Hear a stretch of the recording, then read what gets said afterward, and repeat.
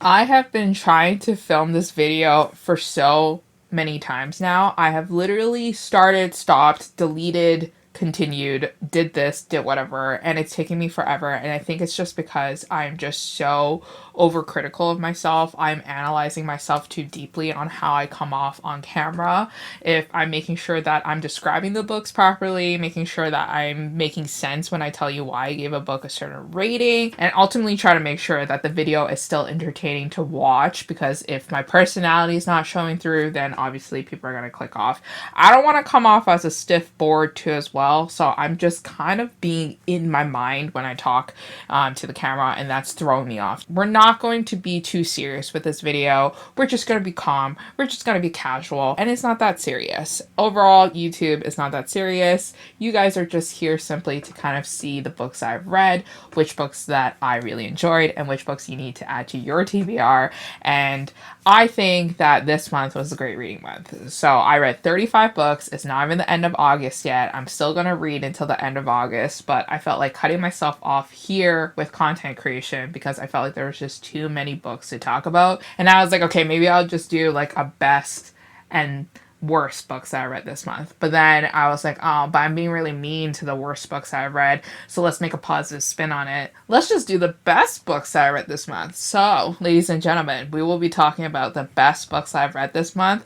The books I've gave 3.5 out of 5 stars to 5 out of 5 stars too. Okay, so the first book that I want to talk about, the first two books I want to talk about are just thriller novels. I really needed a palate cleanser. I'm hosting a historical romance readathon with a bunch of historical romance readers and romance readers here on booktube.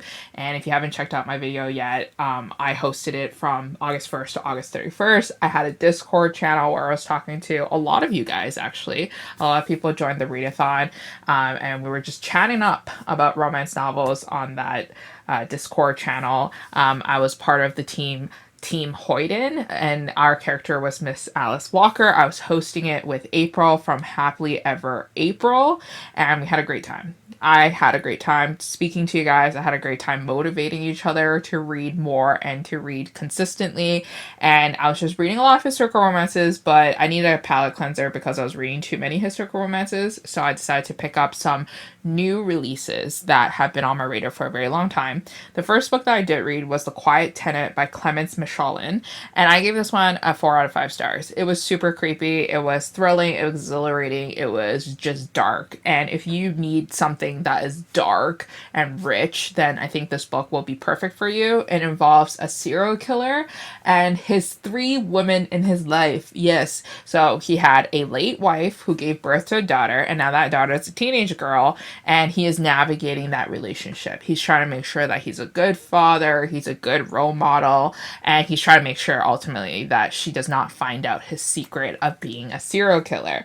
Now, our hero also happens to have a woman in his shed that he has kept her there for 5 years. And in this book, we have her perspective as well. We kind of go into her mindset of how dark and how scary it is to live in a shed all by yourself for 5 years, not really even seeing daylight, not even know what's happening in the outside world anymore, no access to news, no access to media. All she has is really just the chain that ties her up in the shed and the books that her captor gives her to read. So she is trying to survive, obviously, and this whole book is about her trying to escape, but she's very scared.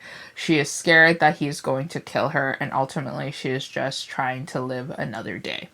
Then we have our third heroine, who is oblivious to everything, thinks that he is like a small town hero who is a single father and is her childhood crush. And now she finally has the opportunity to be with him, so she's just infatuated with him. She's just in love with him.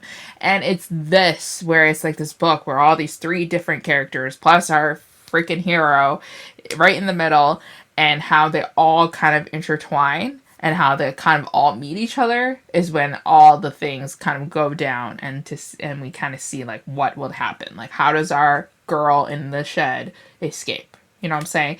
So I gave this one 4 out of 5 stars. It was deep, it was dark, it was chilling, it was good. I enjoyed it. Definitely going to keep this author on my radar. Okay, so the next book that I read, which is another thriller novel, is Everyone Here is Lying by Shari Lapena. I've read all of Shari Lapena's books. I love her writing. There were some hits, there were some misses, but what you can always get from her books is like the real rich like environment that she builds. She always has like this huge cast of characters that always each and every one has a red herring. Like, you just don't know who did the crime. You just don't know who's responsible for it because everybody has a motive. And this one is no different from all her other novels. It follows her formula of her other thriller novels that she's written. This one involves a little girl. She's 10 and she has gone missing. Everybody's freaking out about it. It's a small town. Everybody's close with each other. They don't know what happened to her. They just know that one day she was excused from school. She goes home early and then poof, she vanishes. And now everybody suddenly is a prime suspect because everybody had an involvement with her. Everybody kind of had emotions towards her. Some really liked her, some really hated her, some really despised her, some really had no indifference to her but had ties to her. And it's up to our lead investigator to figure out what has happened to this little girl. Now, for this book, there were a lot of twists and turns, different POVs that you're seeing, and you're really just like deep into these trenches of where these characters are going through. You just are supporting some characters, and some characters you're kind of like siding with, some characters you're not, and you think that they're highly suspicious. You wouldn't really know what would happen until like probably 75% of the book in, where the real plots and twists and turns start happening and start unraveling. And it was gripping. There were times where I was listening to this audiobook where I couldn't put it down because I really wanted to finish the chapter. I really wanted to get into this character's mind and to kind of understand why they did what they did. It was thrilling. I enjoyed it. Gave it a 4 out of 5 stars. Not my favorite from Shari Lapena, but definitely something that I wouldn't mind keeping on my shelf. All right, the next book is a romance novel. Now, I am obsessed with Ireland, Scotland. I don't know. I'm just obsessed with it. I want a large piece of land where it's just rolling hills, rocks, and oceans, and rain. Just kind of hitting me. I don't know why I'm into it. I want to go there. I think it's beautiful. So this one is a Scottish romance. So our heroine is a Hollywood actress. She's doing well for herself until the fact that her career kind of just explodes. So she's kind of labeled as a bad actress. She's kind of labeled as a messy person. And she flees to the Scottish grounds that she grew up in to kind of take care of her late grandfather's whiskey business. And it's there where she bumps into her childhood friend who is running the show, but who is super grumpy. Like, he is just ridiculously not happy that she is back in the small town and that she's causing up a stir because she wants to change things in this whiskey business. She wants to make them brighter. She wants to market the whiskey bottles. She wants to do these openings in these shows. And he's a very private person, okay? He has a lot of things that he's dealing with, self-esteem wise, a lot. He is very shy. He's very timid, he blushes very easily, and he has a lot of childhood trauma that has made him this type of person. He had like a disability where he had to go through a lot of surgeries on his mouth and his jaw, and like it just made his speech kind of bad, and so he had a lot of speech therapy to kind of get him to where he is today. But because of his childhood where he was scared that, you know, the children would bully him because of the way he speaks, he is very quiet. He's kept together. He also has a lot of family issues that he needs to deal with too as well. It's just a lot of baggage. And so this novel isn't just, you know, grumpy sunshine trope. It has a lot of different difficult elements to it too as well. It just took me a long time to read. I took 2 weeks to finish this book. I started this book the last week of August and I didn't finish, the last week of July, and I didn't finish until probably like mid-August. And it took me a long time, mostly because it was a physical read and also because it was a very slow burn romance. I'm not the type of person that really likes slow burn romances. I want it to be fast, you know, guys? So it was 400 pages and I was just waiting for them to just kind of get over themselves and just kind of like, you know, get it together. So I was really happy when they did. And obviously the last 150 pages kind of flew by once they got back together. Or once they got together. So I gave that one a 4 out of 5 stars. Alright, so the next book that I really enjoyed that I read in one entire sitting was this one, and it's called Hitman by C. Hallman and Isabella Starling. This one is a dark romance. Lots of triggers, lots of things that you need to double check on. before you read this romance. And it's been a long time since I read a dark romance. So obviously I knew that this was going to be my brain candy. I obviously knew that once I started this novel, I would not sleep until I finished this book, because that's how dark romances go. You start a book, you're intrigued, and you just want to keep continuing and want to read it. So this one, exactly that. It was under 300 pages, so it wasn't too long of a time commitment. So I just remember rolling in bed and just reading this book, like, fast. Could not even stop me. I just kept going until I hit the end button on my Kindle app. So this one is involving our hero, who is a bad guy, obviously. He's a hitman. He kills people. He likes to keep his identity a secret. Why? Because he doesn't want people to know that he commits crimes, like killing people. So what happens when he gets himself into a little bit of trouble, which involves our heroine finding out that he's the hitman and that he kills people? Well, you know what? As a rational person would do, he kidnaps her and like makes her his captive in his house, and he basically doesn't let her leave the house, and he threatens that he will have to kill her if she even steps a foot outside the house. So obviously it's a little bit scary. We have some Stockholm syndrome, things happen. You could say it's Stockholm syndrome, or you could just say it's forced close proximity that forced them to get to know each other, that forced them to like each other. Who knows? Tomato, tomato, whatever you interpret it as. I took it as brain candy. I didn't take it too deeply, and I really enjoyed it. I gave it 4 out of 5 stars. Very entertaining, not the best romance novel that you would read in a long shot, but it's something to kind of like pass the time if you really just want to focus on something and get over that reading slump. All right, the next book that I did read was a historical romance novel by Ingrid Hahn. Now, Ingrid Hahn is an author that I've read before. I really like her stories, and I just dropped off the face of the earth with her books. So I just forgot to read her older books, but I'm back. So To Win a Lady's Heart is one that is rated poorly on Goodreads. It has a 3.5 star rating, but tell me why I enjoyed it so much and I gave it a 4 out of 5 stars, So this one involves our heroine, who is very independent. She's written herself off the list of people who will get married, right? But then she catches herself in this scandal with her brother's best friend, and now the society wants them to get married and to get wed. And she is just like, I don't want to be a part of this. Like, I really don't want to do this. I'm an independent woman, plus I don't trust him. Meanwhile, our hero has been hopelessly in love with her his entire life, and he's just been keeping it on the down low because it's his best friend's little sister. So he's just trying to do his best and be a noble gentleman.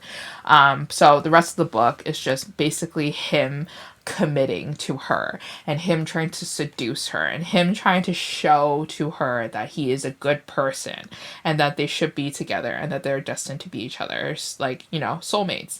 And this book was cute. It was fluffy. It was super angsty a lot of the times because, we dive deeper into our heroes' lives and our heroine's life. And so I gave it a 4 out of 5 stars. The reason why I took a star off was because towards the end, I just really wanted to punch her. She was just so infuriating. She was so stubborn. Just fall in love already. We know you're in love, but she won't admit it to herself. So it was just frustrating. Okay, so another book that is involving a brother's best friend, and it's a historical romance, is this one called The Duke and I by Stacey Reid, and I gave this one a 4.5 out of 5 stars. I really enjoyed it. I really enjoyed Stacey Reid's novels this month. I know I wasn't talking much about Stacey Reid in this video, but I've read a lot of her books that she has published in the past couple of years. I probably read maybe 70% of all her titles out of the rest of the 30% that I have to read on Kindle Unlimited because it's not an audiobook. But it's just a good time. Now I understand why, a lot of people like Stacey Reid, because her indie romance novels are, where it's at. Her traditionally published historical romances are okay to me, but her indie romances hit the spot where I needed to be hit. So The Duke and I involves our heroine, who has been helplessly in love with her brother's best friend for such a long time, but he just would not give her the time of day. So they decide to have this one special night where it's just kind of just a little shared kisses here and there. And then suddenly he is infatuated with her and he cannot let her go. And it was just so good. It was so juicy. I loved it. Okay, so another book that I read by Ingrid Hahn that I really liked was To Covet a Lady's Heart. And this one is about our hero, who is a bad boy, but he needs to reform himself so that he can find a wife. And so he decides to kind of transform himself. But the one person that doesn't really believe him is, of course, our heroine, who kind of just sees right through his acting. But with that being said, he thinks that she is the perfect person to be his wife, mostly because she comes from a noble status, she's well educated, she's smart, she's brilliant, and she's also really attractive. What happens is that she is, stays away from him. She tries to like say no to him.